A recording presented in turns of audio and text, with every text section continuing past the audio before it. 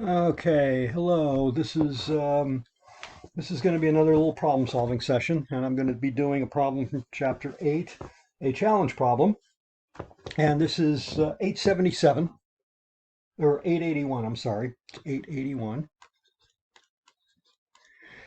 And the scenario is you're in a spaceship and it's docked with a space station above Mars. Okay, so there's a little stereotype of what space stations used to look like years ago. They were rotating around, and there's okay, you're in a spacecraft that's docked there, and there's Mars. There's the polar cap, and we'll put some red landscape there. And there's Phobos and Deimos are circling around it. And anyway, there's inside the space station, they give you some temperatures, and they do give you temperatures, pressures, and volumes, and so we're going to have to get those down. So here's what they give you. You're in the space station, that's the first given. You don't need it to do the problem though. It's at a carefully controlled, the space station itself is at a carefully controlled 24 degrees Celsius. And a pressure of, okay, T equals 24 degrees Celsius, and pressure is equal to 400 or 745 millimeters mercury.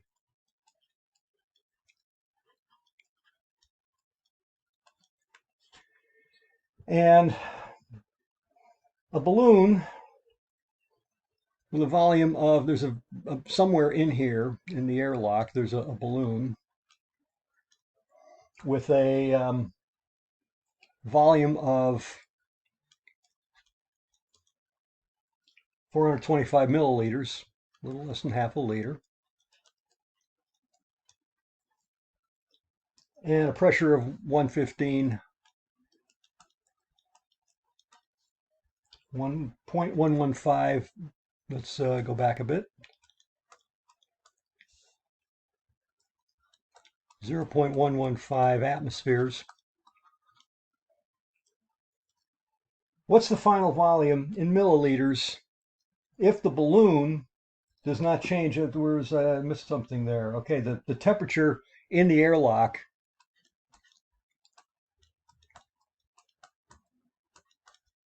is equal to minus 95 Celsius. 95 degrees Celsius, yes. Okay, 95 degrees Celsius. What's the final volume in milliliters if the balloon end does not change? If in the balloon end does not change, and the balloon's very elastic. Okay, so what's the final volume in milliliters? What we're really trying to do is get to V2 of the balloon. That's the only volume we have in milliliters. Okay, so we have to go through a whole lot of stuff in this area here, and we have to get to a final volume in milliliters. Okay, well, we start off with a volume in milliliters, so, well, let's write down what we have first. Okay, let's write the temperatures. There's T1 is equal to, what do we pick for T1? What do we pick for T1? Drifts into the airlock. Okay, it drifts into the airlock. So this is the final temperature. All right, it's after you drift into the airlock. So T1 is 24 degrees Celsius. And P1 is, now we have a little bit of a conundrum there. P1, it drifts in, okay, it drifts into the airlock. Okay, so the balloon it looks like the balloon is originally in the space station and it drifts into the airlock. Okay, so we've got P1 is equal to 745 millimeters. I'm going to write torr from now on because millimeter Hg takes a, well, actually it doesn't take that much longer to write. Okay, and the volume is V1 is equal to 425 milliliters. This problem is also a nice exercise in forcing you to actually read it, because read the problem, because it would have been easy to mix up what's T1 and T2 and V1 and V2 and so forth, and what we're talking, whether we're talking about the space station or the airlock or the balloon. We're talking about the balloon here. Okay, so we have that, and we have T2, which is minus 95 degrees Celsius. We have P2, which is 0.1115, 115, I'm sorry.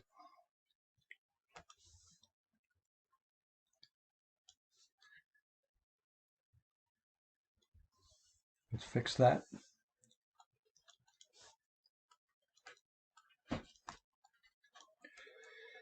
Catching a couple of mistakes today, that's good. Okay, and then V2 is what we want. So we've got some work to do. We know that, okay, temperature, pressure, and volume are all there. We're gonna have to use temperatures and pressures for both sides. We need, because the temperatures and pressures both change. So we're going to calculate a new volume for this balloon, and since the temperature is going down and the pressure is going down, we're going to suspect that the volume is probably going to drop too. But let's see. Okay, we need to do some We need to do some conversions first, though. First of all, we got temperatures in Celsius, 24 Celsius and 95 degrees Celsius. So T1 is going to equal 24 degrees Celsius plus 273. T2 is going to equal minus 95 degrees Celsius plus 273. You see what I'm doing? I'm converting the kelvins. We have pressure in millimeters and atmospheres. Which do you prefer? I prefer to use atmospheres. So I'm going to convert 745 millimeters. I'm going to call it 745 milliliters Hg times, remember, it is 1 atmosphere divided by 760 millimeters Hg, millimeters mercury. Okay, so we're going to have that. And do we need any other conversions? It does not look like it. So let's do the calculations. Okay, so we get our calculators out, and those of us with old solar calculators with the batteries are run down, so it takes a while for the screen to come up because there's no battery in it anymore. I'm suspecting that, but we get this out. Let's do them one at a time. We're gonna have here this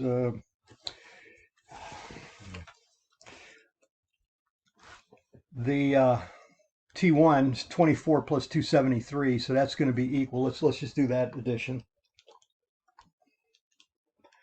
And maybe when you watch these, you might think about, maybe when I put these things down before I do the calculation, maybe be a good idea for you to stop it and you do the calculation and see what you get, because as you know, I do make mistakes occasionally, and I don't think I did it this time, but it looks like this 297 Kelvin is T1. T2 is minus 95 plus 273, so it's going to be 100 something kelvins, but let's 95, make it negative, then add 273 to it, and I get 178. I get 178 kelvins, which looks like it makes sense. I'm going to do this another way just to make sure. I hate adding negative numbers, so I like to subtract positive numbers. So it's 273 minus 95, and I get 178. Okay, so we're in good shape there. Now we've got one other one. We have to do this. We have to get P1,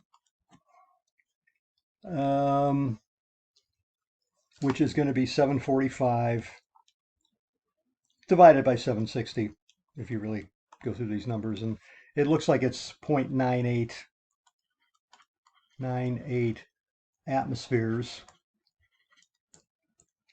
Where are we at here? We get three significant figures. I'm going to call it three significant figures here. I don't know any reason. Nine. I'm going to. Well, not. It's 980. It comes out to 980. So.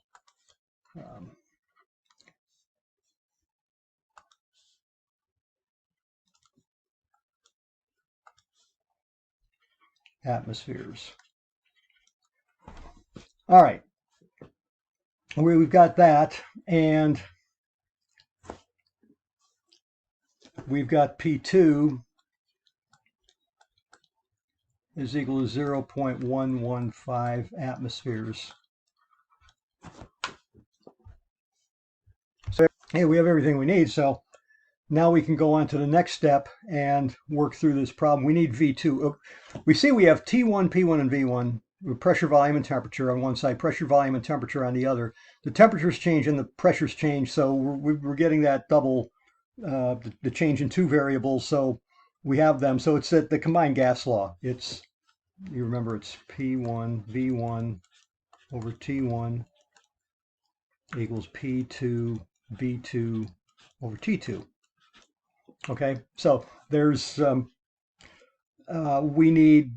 we have that equation. We've got P1, V1, T1, and P2 and T2. We don't have V2, so we need to solve for V2. So let's do that first.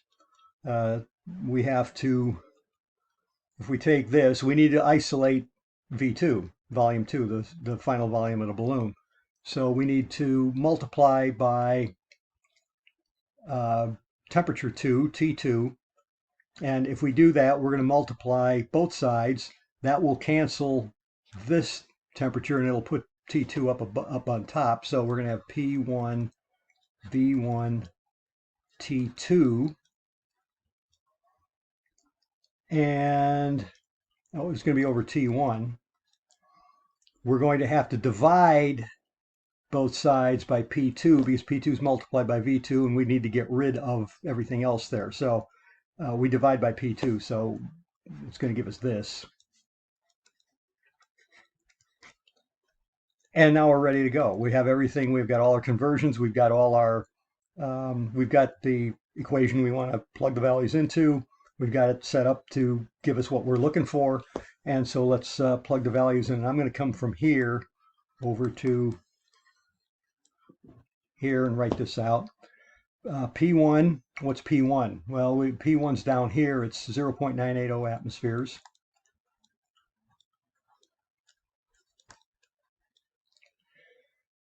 And we're multiplying that by V1, which we see is 425 milliliters. We didn't have to convert that to anything, so we got 425 milliliters. And T2, which is 178 kelvins.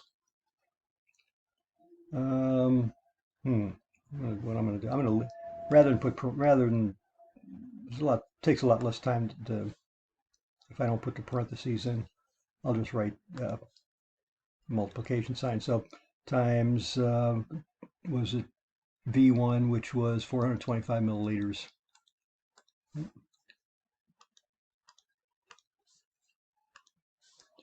(425 milliliters). And that's times T2, which is 178 Kelvin. And now we're going to put our divisions in. There's T1 and P1. What's T1? 297 kelvins. And that's times P2, which is 0.115 atmospheres. So we've taken all our givens, we've put them in units that we put them in units that agree on both sides, and also that are going to give us the units that we want in, i.e. milliliters in the volume. So all we really need to do now is just to work through this. So let's go ahead and do it.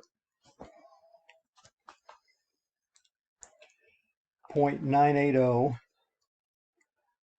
times 425 times 178 divided by 297 divided by 0.115, and I get,